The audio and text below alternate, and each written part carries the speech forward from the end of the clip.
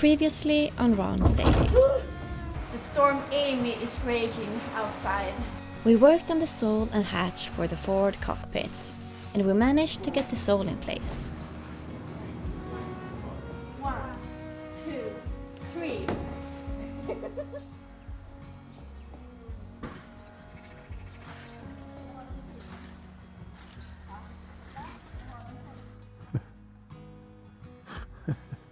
Vera has a new ski helmet. She wants to wear it today in the car. I'm off to drive Vera to school, and the workday begins.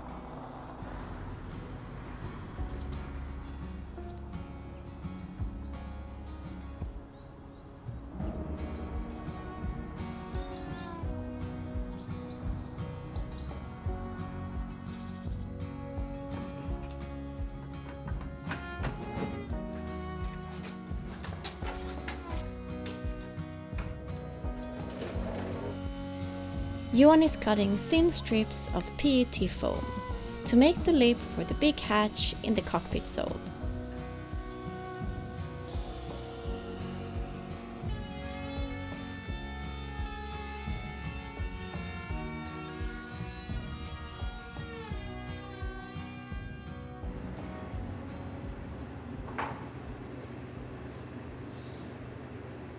So I've started to work on the seal for the hatch in the cockpit sole, and we're going to use 2 lips, and this is the one that's going to sit around the perimeter of the actual hole in the sole, and where we have this groove as well, and that's where the actual seal is going to sit like this, and then the hatch will press down against that seal from the top. So I'm going to do a few curve cuts at places in this, so that we can follow the radius that we have in the corners in the hole. And the plan is to have a similar setup on the actual hatch on the outside of this, with a similar type of seal pressing down against the sole, so that we have 2 lines of defense, 2 seals, before any water can enter into the engine compartment.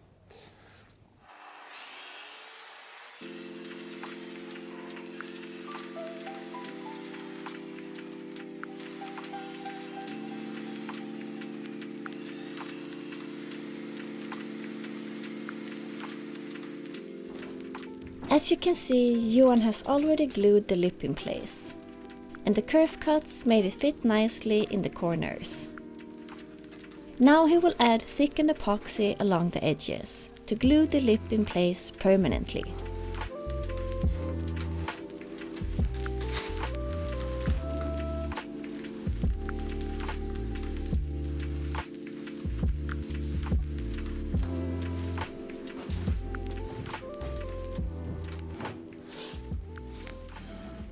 All right, now everything is glued in, and now I just need to sand this off a bit, and then I'm going to try to laminate over this whole section here.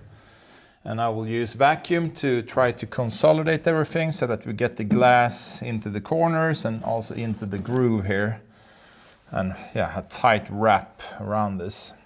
So I'm going to tape the vacuum bag on the inside here all the way around the perimeter, then do the glassing, and then hopefully I can just wrap the vacuum bag up until here and tape it down around the perimeter.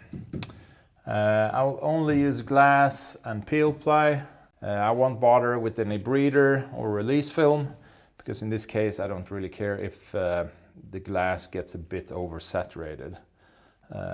What's important here is that we don't get any air bubbles or any bridging, any gaps, and that the glass gets down into the groove and into the corner here on the side.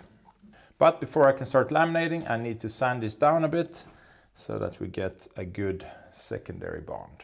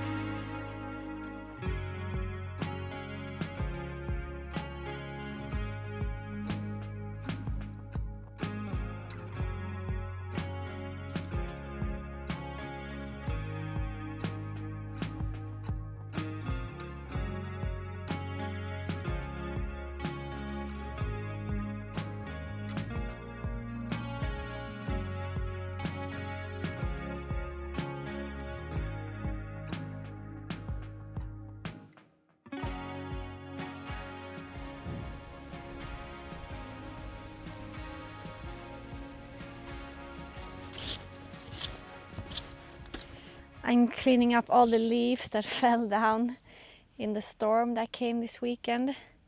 I wanted to wait until it was dry and then it would just, blow off, but it never dries up now. It's so damp.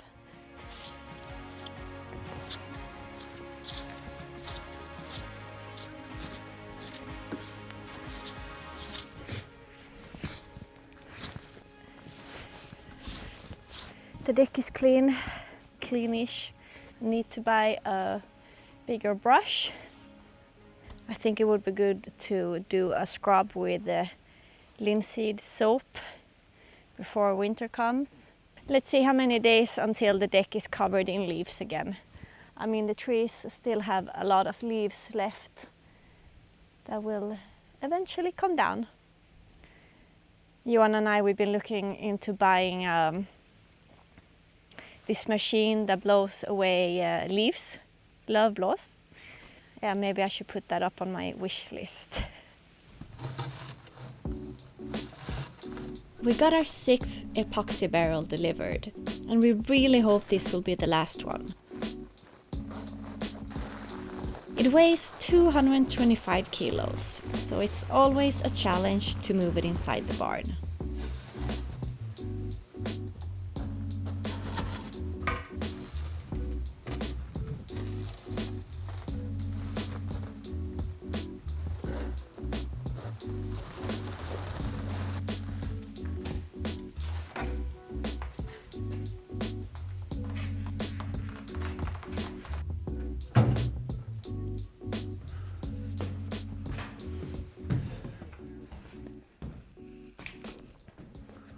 As you can see, it looks a bit different from what I made yesterday.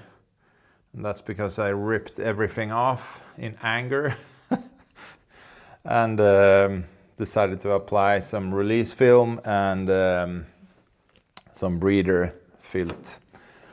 Because I had a real problem getting the bag to be totally sealed and to get an even vacuum over the whole area. So that's why I did this, and after I had a breeder in place, it went a lot better.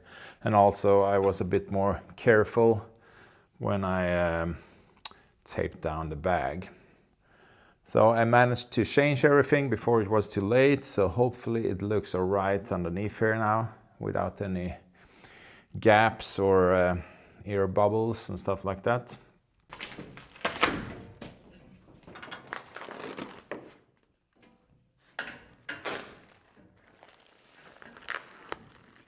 I think it turned out really good, actually.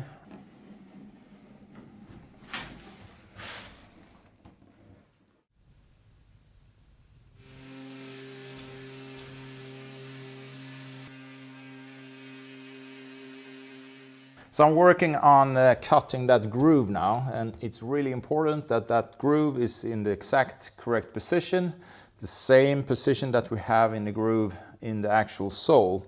So I've placed the hatch upside down and used a pencil on the inside to just mark where we have the edge of that hole. And I know that I need an offset of 15 millimeters outwards.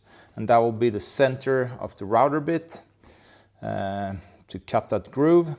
So what I'm doing now is that I'm using the router to probe this line so that I get a digital version of this line in relation to the domino tape here. And then I can make the offset of 15 millimeters in the router and make the cut. And in theory, that should make a perfect groove that matches the one that we have on the sole. But like I said, that's in theory, and this is the first time I use the tool this way, using it to probe a physical line. So it will be really interesting to see how well it works. Yeah, I don't know if you can see this, but you see I have this pencil line here, a radius. And what I've done is that I have probed this radius at 3 different places with the tool. And that creates this circle here. So I have this radius now sitting on top of the the pencil line at the exact same position. So now I'm going to place this digital radius at each corner and connect those with lines in between, like I have already done here. You can see this green line, and that connects to a line that I have at the other end.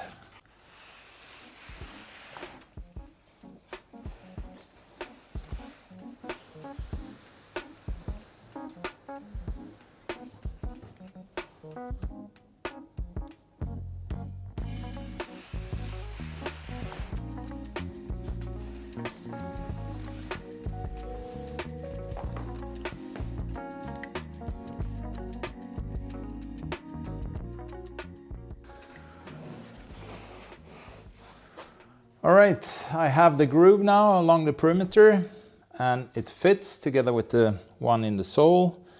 The only mistake here was that for some reason I plunged the router at the wrong line at one place here. So I need to fill this area with some thickened epoxy before we can get this laminated. But besides from that, it went very well, and it's a good fit. And yeah, besides filling in that, I also need to glue in this bottom piece here to make the whole thing a bit thicker. And I don't know if I said this before, but the reason that I want to have this is just to make the hatch even more rigid, because it is a pretty wide hatch, and the easiest way to make a panel like this stiffer is to double the thickness. So I'm going to glue this in and start doing all the prep work to get this laminated now. Good plan. It was time for the sheep to go back to their farm, and we're gonna miss them.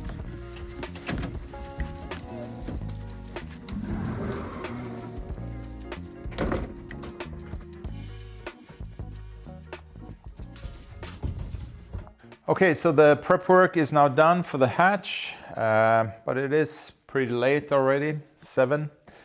But I'm thinking I better do this tonight, so I have a cured piece that I can start working on tomorrow.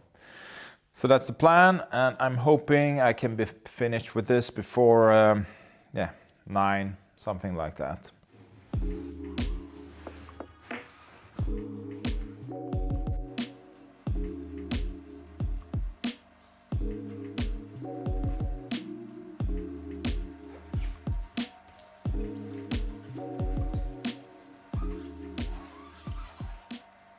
Yeah, it took about as long as I thought it would. It's 9 o'clock now, so 2 hours of work to get it in the bag. Yeah, and everything went well. It will be interesting to see the result tomorrow, and especially to test out that groove, if it's still in the correct position in reference to the sole, the groove in the sole.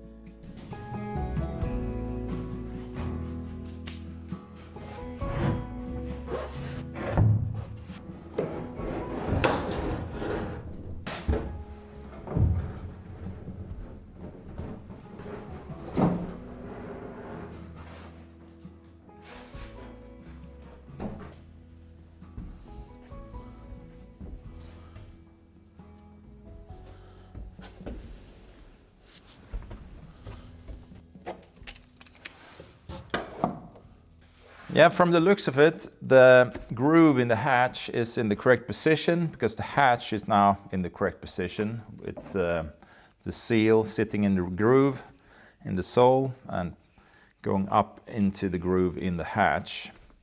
And I'm thinking I will add a few stops on the hatch so that when it's clamped down, it will not ride on the seal. It will sit tight against those stops, and that will make it feel even more solid because it's not riding on rubber or directly on the seal, but on the stops. And that way the seal won't get squeezed too much, and it will feel more solid when we have this table base mounted in this, when you're holding on to that, that the contact points between the sole and the hatch are solid. I'm still debating with myself if I'm going to add that second seal, another lip on the hatch. Maybe that's a bit overkill because this hatch won't see any pressure on the water hitting it like you could have on a deck hatch on the foredeck. If you have green water hitting that on the side, directly on the seal, that problem we won't have here. But on the other hand, there's quite important stuff underneath here. So maybe I should just take the time and do that as well.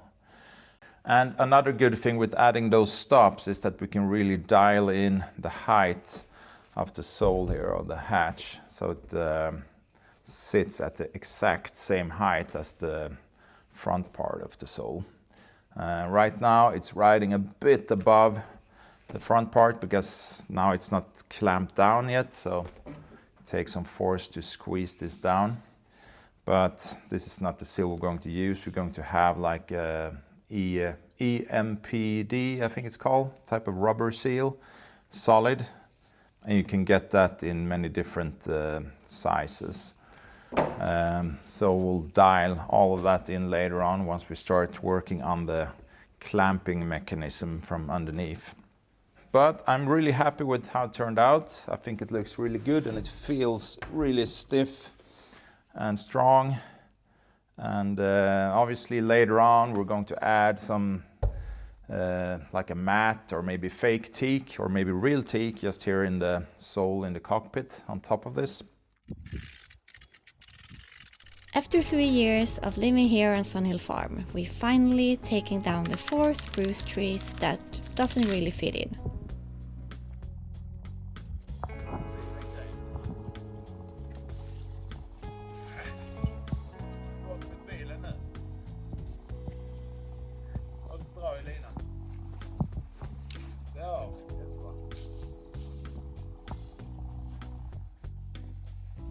Och vilket hopprep!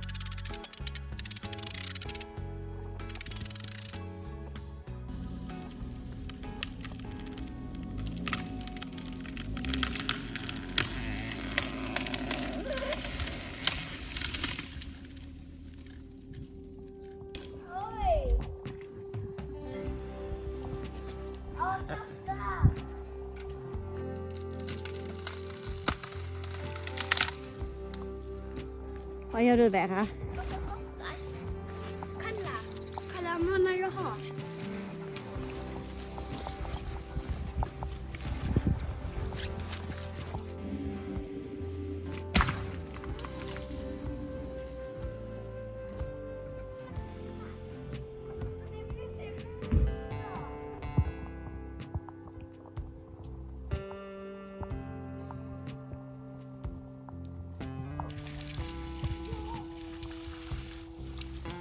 Now we have to plant that hedge.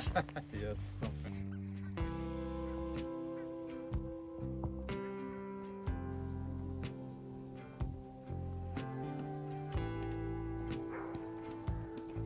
We fired up the sauna and hot tub, and it was the perfect end to the weekend.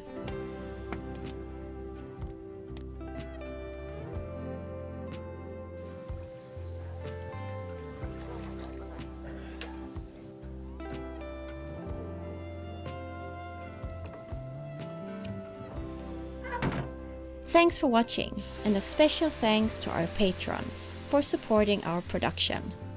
See you next week!